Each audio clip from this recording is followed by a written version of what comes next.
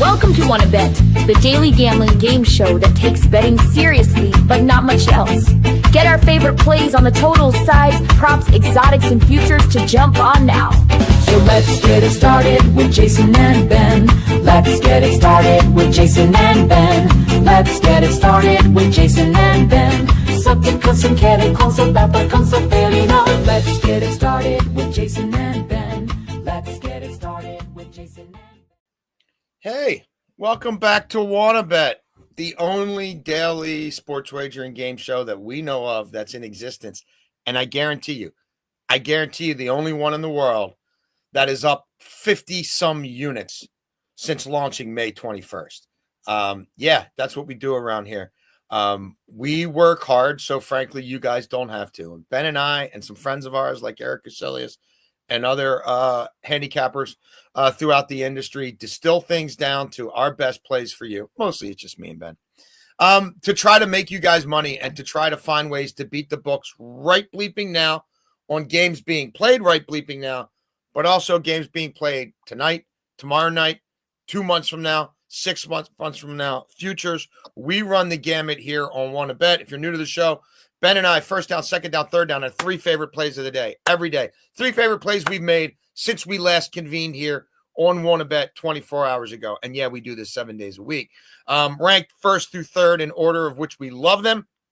Fourth and long has become fourth and short.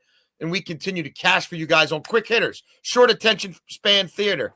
I want to bet that can cash in the first inning, in the first 3 innings, in the first quarter of that WNBA game, in the first possession of that NFL game. We don't force it, but when we see it, we attack it. And then overtime, we continue to attack the NFL. NFL preseason, NFL week 1, our very best plays of this moment in the NFL. But Beltway Ben, before we go on, how did we do last night? Yeah, there you go. We killed it again because that's what the F we do around here. More plus money on the Reds. Continue to back the Brewers. Yamamoto stunk last night for the Dodgers. It happens sometimes. But we continue to crush. I mean, I don't throw that term around loosely. Crush MLB. And there's a lot of plays we're excited about again today. And Beltway Ben, your WNBA heater continues. Yeah, we are rolling in the WNBA right now. Tiffany Hayes was never really in doubt. She had 16 at halftime, which was good. And then the first quarter points, she had 2 layups. Missed a layup. I was a little worried. Was able to get another one before the end and cash for us there. Garrett Crochet looked horrendous. They spotted him 2 in the first inning. Yeah, I thought for sure they would cruise and be able to shut it down. Christian Javier looked very good after the bumpy first. And then the bullpen kind of looked shaky for Houston. I thought Boston might be able to get back into it, but they weren't. But also we tailed EK to get us another unit there with the Yankees. yes. They won and was really never in doubt. So we were able to win 3 bets yesterday on here. Boston was the only loss, but again, WNBA heater continues to go. Yeah, we are excited about this show, where this show's going, and frankly, the kind of money that we're making and helping you guys make. Real quick, before we get our bets to today, I just wanted to throw something out there because these matches kick off at 1 p.m. Yesterday's show, I'm on Malmo plus 475 to beat Copenhagen in a Champions League qualifier. I don't understand this price.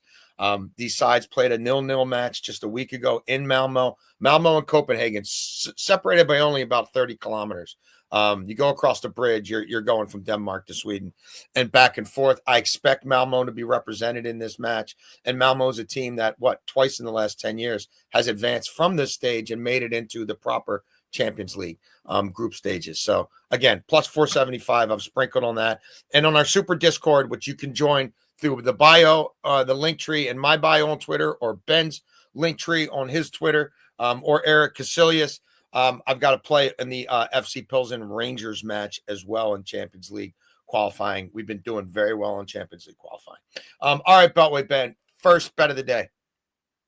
Yeah, first down, we're going to go with the MLB, and it's J-Ram over 1.5 total bases. I didn't want to play 2.5 hits, runs, and RBIs just because I don't know what the rest of that lineup might do against Junk, who's been good. But 1.5 total bases at minus 110 here. 304, 381, 588 slash line at home against right-handed pitching for J-Ram. He's mashing the ball there. And he's been better against lefties if you look at his overall numbers. But if you really dive into what he's doing at that park at Progressive, it's a lot different. Jansen Junk, he's been solid, but he's Yeah. struggled on the road against left-handed hitters. 324, 356, 500 slug. All of the bad looks for Junk have come against left-handed hitters, and now we're getting one of the game's best in J-Ram. He's coming off of a 2 for 25 road trip. I just touched on what he's doing at home. He's been much better there. There should be a calming spot for him. And the good thing with him as a switch hitter, I mentioned that he hits lefties pretty well too. If they bring in a lefty and want to go that route, and we already have a base hit early in the game, all we'll need is a single from him. So a rare total basis because I usually play hits, runs, and RBIs, but the value wasn't there. So I do like J-Ram over 1.5 total bases here.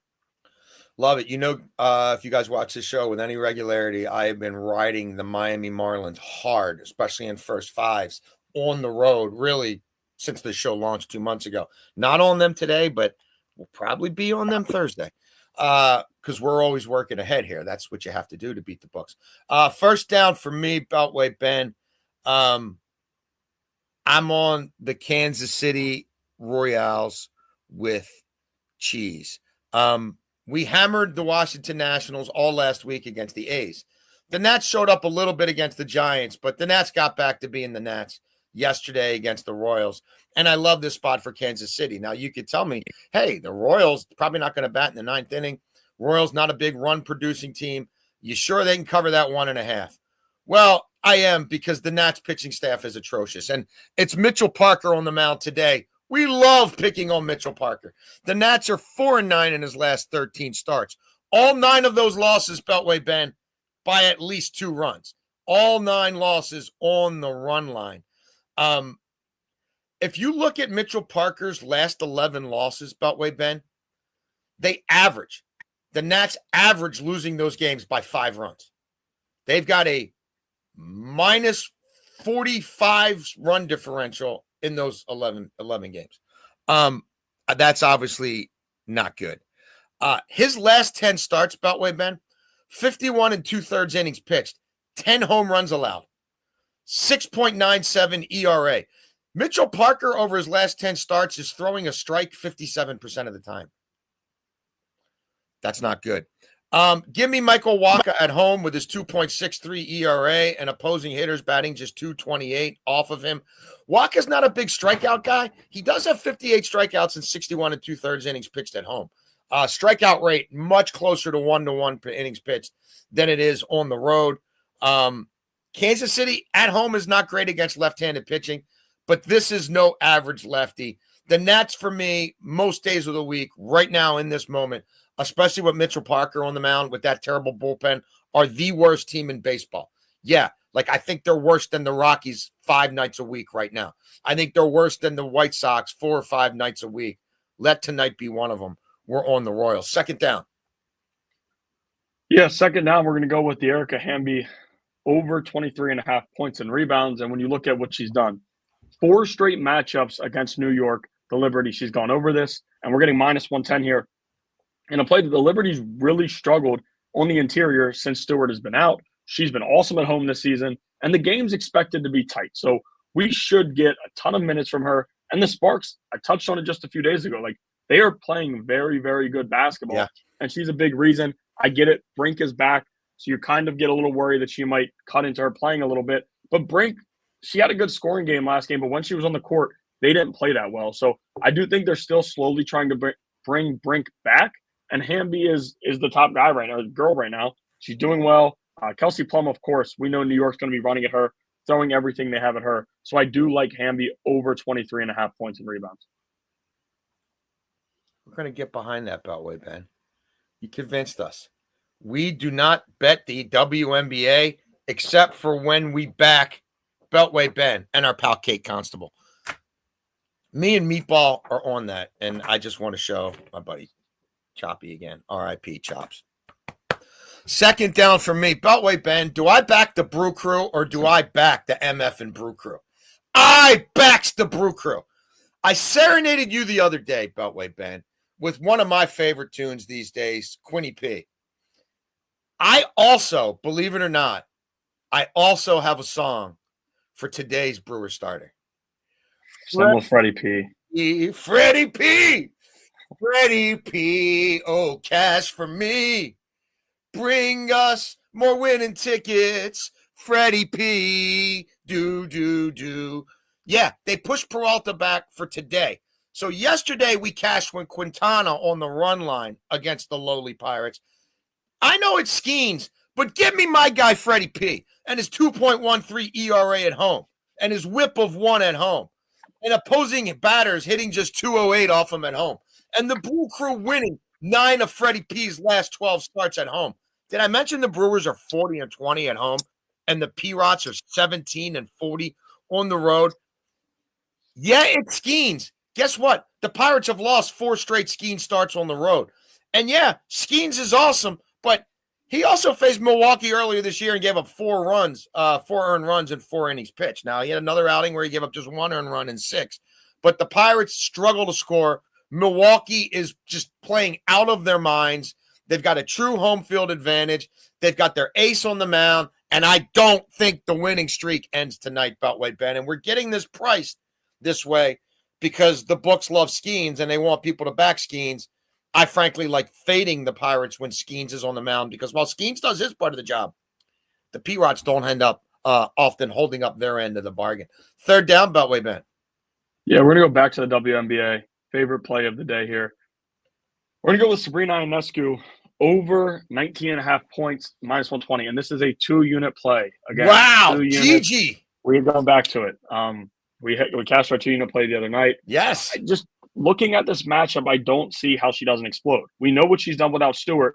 And when you look at her off games since Stewart's been out, 2 were against the Wings and 1 was last game where she had the shot opportunities. She just couldn't knock them down. She's coming off of a few tough scoring showings, but has been relatively good without her. Averaging 20.3 points per game in those 7 games without Stewart. And the Sparks are one of the worst defensive teams in WNBA. I talked about it just a few minutes ago. I'm high on the Sparks. I love what they're doing. They're playing great basketball. They are allowing 91.3 points per game over their last 7 games, which is by far the worst in the WNBA. Sabrina Ionescu in 2 games against them, 20 points, which just cashed, and then 30. She's going to be shooting the 3. She's going to be trying to score a lot, and they need to start winning some games. Tonight, I kind of lean the Sparks.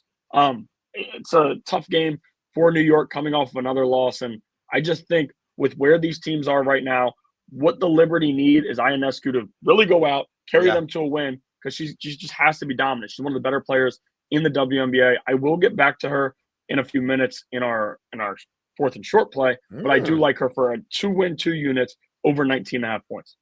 Man, I'll tell you what, when Gigi the Husky mix shows up around here, it's usually time to cash with Beltway Ben. Third down for me, give me the Toronto Blue Jays first 5 money line. Look, Cubbies are scuffling. Sorry, Beltway Ben. Ben Brown has not been good, and he's been particularly bad on the road. 6.29 ERA on the road. The league batting .285 against him on the road. Barrios on the mound for the Blue Jays. You could tell me, hey, he's better on the road than at home. And that's true. But the Blue Jays have won 7 of his last 10 starts. They've won 5 straight Barrios starts at home, 4 of those on the run line. So they're scoring for him. They're giving him run support. The Cubbies have won just 3 of their last 9 on the road. On the run line, they're 2-4 in their last 6 straight up. And the Cubbies on the season, 25-34 on the road, first 5 money line. Hasn't been good for them. And again, a young starter who's getting beat around pretty good. Toronto lost at home a couple days ago.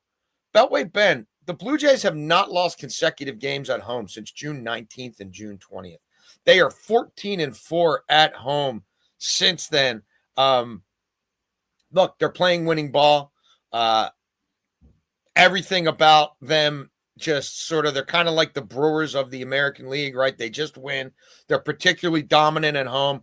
They do feast on bad pitching. And I like Barrios in this spot. So we're going to shorten the game. We'll take a janky Blue Jays bullpen out of the equation and give me the Jays on the first. I was going to say that's what separates them and the Brewers. The Brewers' last 2 innings, you know it's over if they're winning. The Blue Jays have Jeff Hoffman throwing it to the backstop. Blue kiss at the Orioles dugout just for him to be one of the worst closers in baseball. So I'm glad you shortened it to the first 5. I indeed. And, I can live with a push here if need be. So, yeah, that's how we played it. Do I think the Blue Jays beat them by more than 2 runs tonight? I do. 4th and short, Ben. Yeah, I said we're going to get back to Ionescu, and here we are. First quarter points over 5.5. Big number, -110. But again, she's done this in 4 of her last 6 games, and multiple of those games are with her not being good scoring. So the Sparks just aren't good defensively. I have a feeling it's going to be a monster game for Ionescu. You saw the 2-unit play. If Yes. she is going to show up here throughout the game, we're going to need a good first quarter. She'll play 7 to 10 minutes, as most of the stars do in the WNBA in the first quarter. And if she's going, sometimes they change that a little bit. We might get her in the 9 to 10 minute range. So 2 threes is all we need. And when the Sparks, they allow a ton of 3-pointer makes. She also can get to the basket. She's a great free throw shooter. I really like Ionescu over the 5.5 first quarter points here. I will be paying very close attention to that to that game. You've sold me on consuming that WNBA game tonight. Fourth and short for me, we're going to the Nerfy markets. We don't do them every day, but Beltway Ben, when I go to a Nerfy market, you're banking. Now, why do I like this one? Because you're going to tell me, well, Strider hasn't been awesome in the first inning, and that's true. Strider missed a lot of time. However, Strider has had a shutout first inning in 3 of his last 4 starts. Small sample size, but it's been better lately. And the Mets, yes, it looks on paper like a potent top of the lineup. But the Mets, we've been playing in the Nerfy markets since we launched this show. Why? Because they're 69 and 49 to the Nerfy. That's third most in baseball. 33 and 26 to the Nerfy at home. Again, one of the most Nerfy teams at home in baseball. They're really struggling with men on base right now. And guess what? Atlanta struggled with men on base all season long. The Mets have Clay Holmes on the mound. Dominant first inning pitcher. 1.96 ERA, 226 batting average against. Last 16 times out for Clay Holmes, 14 of those 16, he did not give up a run in the first inning. Atlanta has played 4 straight Nerfy games. Clay Holmes has faced Atlanta twice earlier this year. They were both Nerfies. So, yeah, that's where I am on these 2 offenses and these 2 starting pitchers. Give me the Nerfy in the Bravos and Metropolitans. Overtime with the NFL. Where are you going, Beltway Ben? Are you going preseason? Are you going week 1? Are you going futures markets? No, I went week 1. And to start, I'm fine losing a unit to win, 3.2 with this situation here.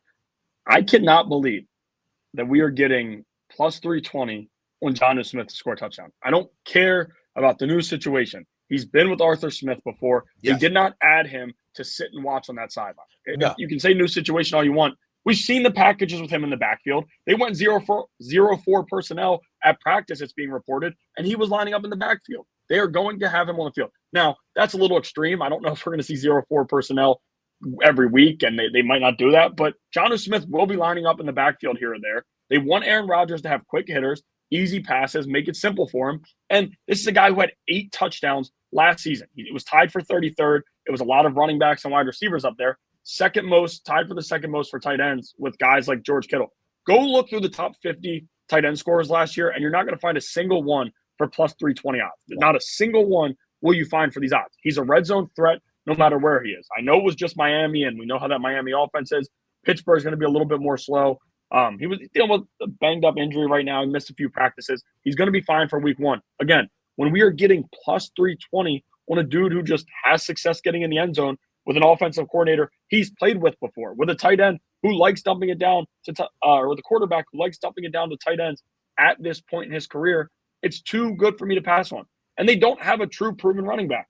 Caleb Johnson, there's a lot of hype around it, and he was good at Iowa and all that. I believe that, and Jaylen Warren's exciting too. Do either of those guys, in the red zone, really give you push to run it in with them? Aaron Rodgers is going to check out his stuff anyways. He wants to get his passing touchdowns, and Jonnu Smith is the perfect opportunity. Plus 320 is way too good for me to pass on. Jonnu Smith, for me, will be the number 1 target share guy in that offense, regardless of position, on third down and in the red zone. And I don't think it's going to be close. They know what Freiermuth is. He's not special athletically. He can't box out. He's not as physical as Jonnu Smith. He can't use his body to push and separate like Jonnu Smith. He's not as powerful after the catch as Jonnu Smith. I think Aaron Rodgers is going to love Jonnu Smith. And we know this about Aaron Rodgers. he ain't using his legs to matriculate the ball No. downfield at all. Oh, pop pass, pop pass, pop pass. I love that play, Beltway, Ben. Overtime for me, you have to look pretty hard to find the Philadelphia Eagles at -6.5. Most books you go to for week 1 against the lowly Cowboys already have this 7+. FanDuel, you're paying a little premium, you're paying 10 cents. You can still get it at -6.5. I know this is a game we talked about months ago, but I don't know how many of you watch the show every day. Probably not as many as you should. And I want to give this out because it's going to be gone soon. And I'm on this game a couple different ways already. And trust me, as we get closer to that game and as the full panorama of all the markets available to bet that game open up, I'm probably going to be on that game first quarter. I'm probably going to be on that game first half. This Dallas team is not going to be ready to play with Schottenheimer as their head coach. Dallas already dealing with a lot of turmoil. Dallas already dealing with significant offensive line injuries that I think are more significant than what looks like Dickerson dodged a bullet for the Eagles. Like, the Eagles are going to destroy the Dallas Cowboys on national TV, and they're going to have fun doing it. And they're probably going to win all 4 quarters. They're certainly probably going to win the first 3. Maybe the fourth quarter doesn't matter. I want this, while I can still get it, under a touchdown for a multitude of reasons. But the Eagles have a better offense. Eagles have a better defense. Eagles have a better special teams. Eagles have a better coaching staff. Eagles have a better front office. Dallas probably has a better kicker, I guess, but it's not going to matter. Yeah. You know, I'll give them that. Like, you want to give them the kicker. I'll take the Eagles punter. I'll take the Eagles special teams units. Eagles have a better offensive coordinator, defensive coordinator. Like, this has bloodbath potential. Get it under 7 at that price while you can. Beltway, Ben, this has been fun. We love doing this. We love this hot streak that we're on. But it's really not a hot streak. It's just who we are, because we're over 2 months into this. And again, we've banked 50 units for you guys, and we've got future cashes to come. That's what we did last night. That's what we strive to do every single day on this show. And we do this every day. Again, 7 days a week. You can find us right here on my Twitter, on YouTube. We're going to be found in more platforms. There's a lot of cool stuff going on with this show. It's going to look different. It's going to sound different. But the content and the way we approach it and the platform and the rundown is going to remain the same. Because when you're cashing for people like that, boy, if it ain't broke, don't fix it. So we're going to spruce up Wanna Bet. We're taking Wanna Bet to another level. And we're going to make you want to be a part of this betting community, because this is team betting at its finest. Let's keep beating the books together. Come back and join us at noon tomorrow. More WNBA, more MLB, more NFL. I've got some soccer bets I'm looking at. Maybe even another early CFL bet. We cover it all here at Wanna Bet.